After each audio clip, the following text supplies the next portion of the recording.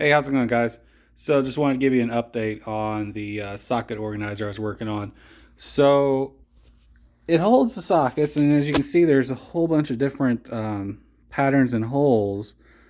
But what I'm finding is the the design that I found. You can see how it skips like three sizes, and that they don't fit. So, even though this is it goes from a yep, like 10 mil,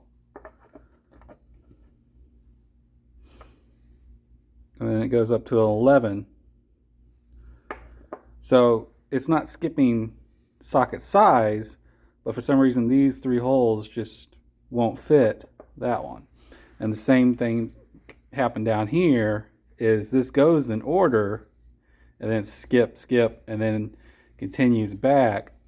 But then this hole here could not fit this one, so I had to skip.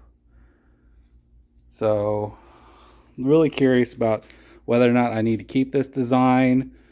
Um, but one thing I did find is pretty much it can hold up to everything up till a 19. And then from 19 on, none of the holes will fit. So, I don't know. Just going to have to keep playing around with it.